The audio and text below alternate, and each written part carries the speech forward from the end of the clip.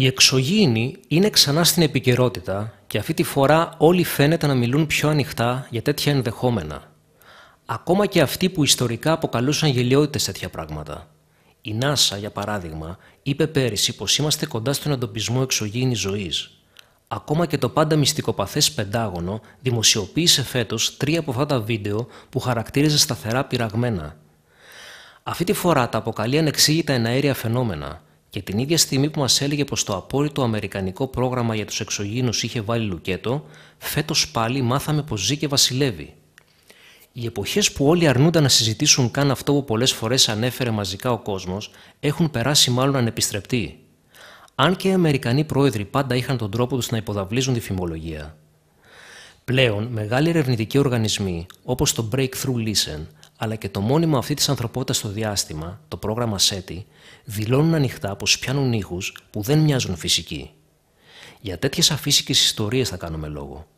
Ιστορίες απαγωγής από εξωγήινους συγκεκριμένα, κάτι που όσο να πεις είναι ακόμα πιο παρατραβηγμένο. Και η αλήθεια είναι πως οι περισσότερες έχουν αποδειχθεί ιστορίες για αγρίους. Υπάρχουν όμως και μια χούφτα μαρτυρίες, τραγικά ελάχιστες σε σχέση με την ομοβροντία τέτοιων ειδήσεων που έχουν δει κατά καιρούς το φως της δημοσιότητας, που μοιάζουν να ανθίστανται σε μια πρώτη και επιφανειακή απόρριψή τους. Χωρίς αποδείξει φυσικά, κανείς δεν θα τις χαρακτήριζε αληθινές, προκαλούν όμως αμηχανία με τις λεπτομέρειες και τις ζωντανές περιγραφές τους.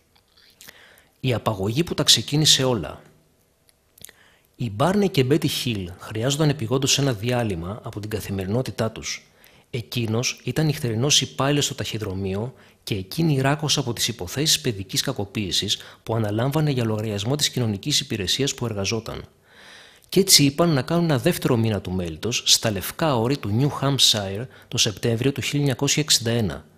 Την τελευταία νύχτα της τριήμερης απόδρασής τους βρέθηκαν να δειπνούν σε εστιατόριο του Βερμούντ και έφυγαν κατά τις 10 το βράδυ, υπολογίζοντας να είναι στο σπίτι τους κατά τις 2 τα ξημερώματα. Στο δρόμο της επιστροφής λοιπόν ήταν η Μπέτι αυτή που παρατήρησε πρώτη στον ουρανό ένα εντυπωσιακά φωτεινό άστρο, ίσως πλανήτης, όπως ανακαλεί στο βιβλίο του John Fuller, The Interrupted Journey. Το παράξενο φως δεν ήταν όμως διάδοντας αστέρας. Γινόταν συνεχώς φωτεινότερο και διέγραφε παράξενες τροχές πάνω από τα κεφάλια τους. Ο Μπάρνεϊ, βετεράνος του Β' Παγκοσμίου και λάτρης των αεροπλάνων, την καθησύχασε πως ήταν δορυφόρος. Ίσως είχε βγει εκτός τροχιάς, της είπε. Όσο το φως τους πλησίαζε, ο Μπάρνεϊ σταμάτησε στην άκρη του δρόμου και βγήκε με το όπλο αναχείρας. Το φως είχε γίνει πλέον αντικείμενο και ήταν πια πολύ κοντά τους για να το αγνοούν. Αυτό που είδε και θα περιέγραφε αργότερα ως δίσκο σε σχήμα pancake, ακτινοβολούσε ένα εκτυφλωτικό λευκό φως, ήταν στο μέγεθος μαχητικού αεροπλάνου. Εννοείται πως έχασε κάθε διάθεση για έρευνα και έτρεξε πίσω στο αυτοκίνητο. Δεν μπόρεσε ωστόσο να βάλει μπροστά, καθώς και οι δυο τους άρχισαν να νιώθουν μια ξαφνική υπνηλία και σύντομα θα έχαναν τις αισθήσεις τους. 2 ώρες αργότερα που ξαναήρθαν στα καλά τους, ο Μπάρνεϊ οδηγούσε κανονικά το αμάξι, λες και τίποτα δεν είχε συμβεί. Είχαν χάσει απλώς 2 ώρες ταξιδιού. Κανείς τους δεν μπορούσε να θυμηθεί τι συνέβη, λες και είχε σβηστεί από τη μνήμη τους αυτό το διάστημα. Η Μπέτι ήταν πεπισμένη πως κάτι παράξενο συνέβη και επικοινώνησε από την πρώτη στιγμή με την πολεμική αεροπορία των ΗΠΑ. Ο σύζυγός της δεν τα πίστευε όμως αυτά. Θα τα πίστευε όταν το ζευγάρι θα συναντιόταν με τον ψυχίατρο Μπέντζαμιν Σάιμον τον Δεκέμβριο του 1963. Ο γιατρός βρήκε και τους δύο να υποφέρουν από εκδηλώσεις άγχους και τους υπέβαλε σε ύπνωση. Μόνο τότε συμπληρώθηκε το παζλ. Αμφότεροι περιέγραψαν με λεπτομέρειες τι ακριβώς είχε γίνει την περασμένη χρονιά και οι ιστορίες τους αλληλοσυμπλήρωναν τα κενά. Μίλησαν για πλάσματα με σχιστά μάτια που έκαναν πειράματα στα γυμνά σώματά τους πάνω στο σκάφος τους. Ο Μπάρνεϊ θυμήθηκε να του παίρνουν δείγματα από μαλλιά, δέρμα και νύχια και να του βυθίζουν μια μακριά βελόνα στο στομάχι. Αντίστοιχες και ολοζώντανες περιγραφές είχε και η Μπέτι. Το πράγμα έγινε ακόμα πιο παράξενο και έπεισε τελικά κυβερνητικές υπηρεσίες να ασχοληθούν σοβαρά με την περίπτωση το 1964 σε άλλη μια συνεδρία ύπνωσης. Η Μπέτι σχεδίασε αυτή τη φορά με τρομακτική ακρίβεια έναν αστρικό χάρτη. Ήταν το σύστημα Zeta Reticuli, όπως θα φαινόταν μάλιστα αν το έφτιαχνε κάποιος από ένα πλανήτη του συστήματος. Το Zeta Reticuli απέχει 40 έτη φωτός από τη Γη.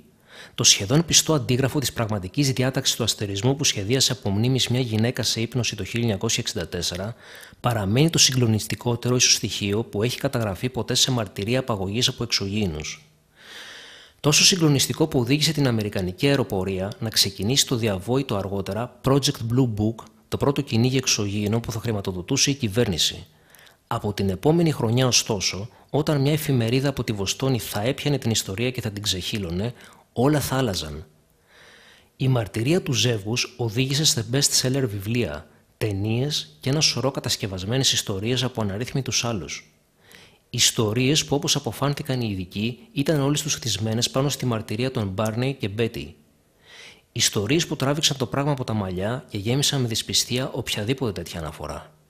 Το Project Blue Book εξήγησε τη μαρτυρία με όρους φυσικών αιτίων.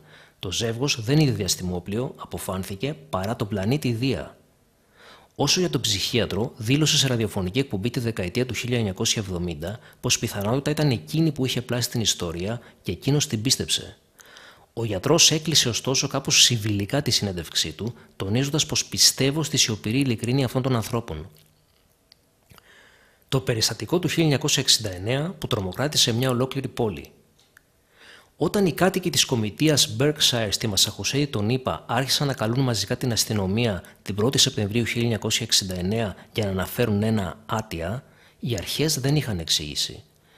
Και συνέχιζαν να μην έχουν όταν ακόμα και οι ίδιοι αστυνομικοί και οι αξιωματούχοι της περιοχής έβλεπαν το ίδιο πράγμα. Κάτι παράξενο συνέβη εκείνο το βράδυ. Οι κάτοικοι άρχισαν να βλέπουν φώτα στον ουρανό από το απόγευμα.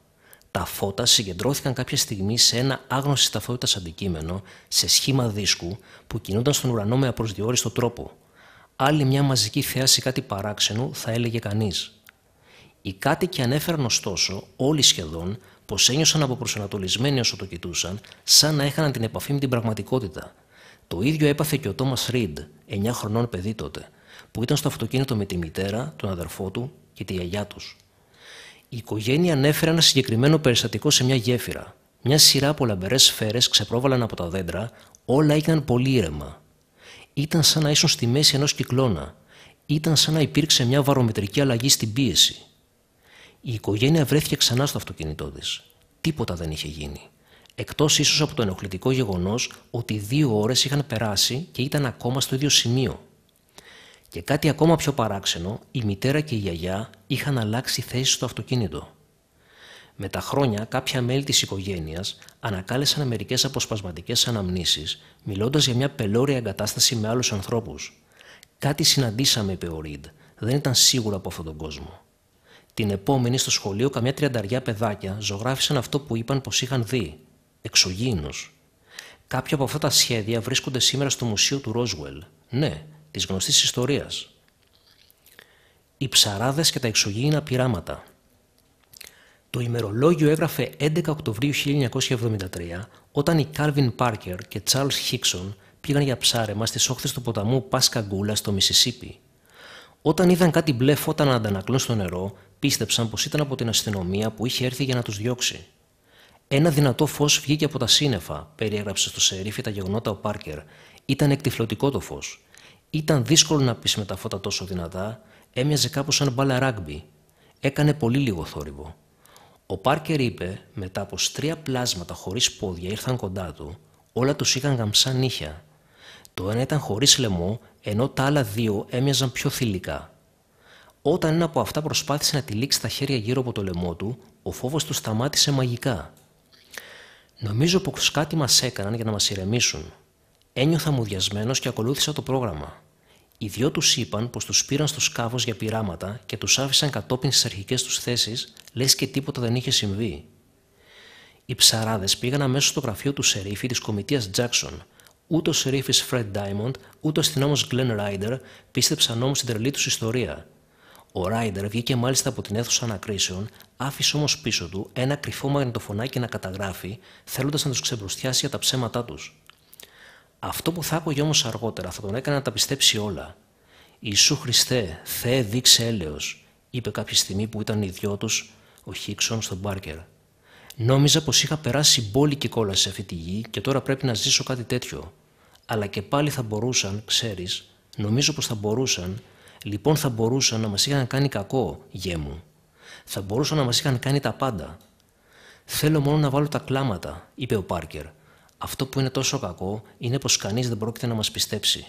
Ο Γκλεν Ράιντερ πίστεψε τη μαρτυρία τους, χωρίς φυσικές ενδείξεις ωστόσο για την απαγωγή τους, η ιστορία τους έμεινε απλώς μυστήριο. Πάρκερ και Χίξον δεν ξανάπαν τίποτα για όλα αυτά. Μετά το θάνατο του Χίξον το 2011, ωστόσο, ο Πάρκερ εξομολογήθηκε το όλο χρονικό σε ένα βιβλίο που εκδόθηκε το 2018. Η έκδοση έπεισε μάλιστα και κάποιους ακόμα να βγουν και να πούν πως είχαν δει και εκείνη το UFO εκείνη τη μέρα, έστω κι αν για 45 χρόνια δεν είχαν πει τίποτα και σε κανέναν. Για τον Πάρκερ ήταν ωστόσο μια μορφή δικαίωσης. «Με κάνει να νιώθω καλά που δεν είμαι ο μόνος που είδε κάτι», είπε προσφάτως.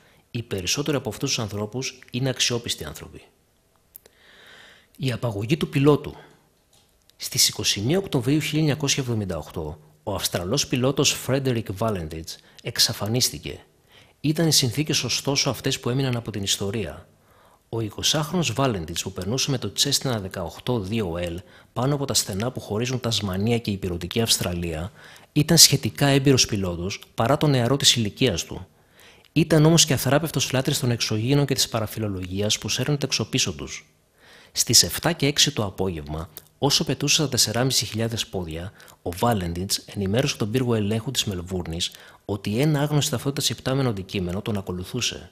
Ο πύργος ελέγχου επέμενε πως δεν υπήρχαν εκείνη την ώρα άλλα αεροπλάνα κοντά του, επέμενε όμως και ο Valentich πως έβλεπε το σκάφος σχεδόν κολλημένο στην ουρά του Cessna του. Για 5 ολόκληρα λεπτά, ο πιλότος περιέγραφε τις μανούβρες και την απίστευτη ταχύτητα του σκάφους με το λαμπερό μεταλλικό περίβλημα, άλλοτε εντυπωσιασμένος και άλλοτε τρομαγμένος. Το Cessna παρουσίασε ξαφνικά μηχανικό πρόβλημα. Ο πύργος τον ρώτησε άλλη μια φορά πώς έμοιαζε το μυστηριώδες αεροπλάνο. «Στέκεται στον αέρα και δεν είναι αεροπλάνο», επανέλαβε ο Valentich σε αυτό που θα ήταν τα τελευταία του λόγια. Ένα μεταλλικό ήχο είπαν πως άκουσαν τελευταία οι άνθρωποι στον πύργο ελέγχου, υποθέτοντας πως το αεροπλάνο του Valentich είχε συντριβεί. Οι έρευνες για τον εντοπισμό του κράτησαν μέρες και έγιναν υπό την ευθύνη του Υπουργείου Μεταφορών της Αυστραλίας. Δεν απέδωσαν όμως καρπούς. Η εξαφάνιση κρίθηκε θανάσιμη και η υπόθεση έκλεισε. Το 2014, ωστόσο, 36 χρόνια αργότερα, ομάδα ερευνητών από την Αυστραλία ισχυρίστηκε πως στη λύση στο μυστήριο είχε ένας αγρότης, ο οποίος είδε εκείνη την αποφράδα μέρα το 1978 ένα αεροσκάφος κολλημένο σε ένα UFO. Όταν το ρώτησαν τα μέλη της Αυστραλιανής UFO Action γιατί δεν είπε ποτέ τίποτα, ο αγρότης απάντησε πως η γελιοποίηση που υπέστη εκείνη τη μέρα, όταν κατέθεσε τη μαρτυρία σε κάποιους φίλους, τον έπεισε να μην ανοίξει ποτέ δημοσίως το στόμα του. Δεν ήταν κατά κανέναν τρόπο ο μόνος που μίλησε για άτια πάνω από την Αδελαΐδα εκείνη τη μέρα. Τέτοιες μαρτυρίες υπάρχουν ένα σωρό. Αν η δική του ιστορία έχει ωστόσο κάποια βάση, τότε ο Frederick Valentich δεν σκοτώθηκε. Απήχθη.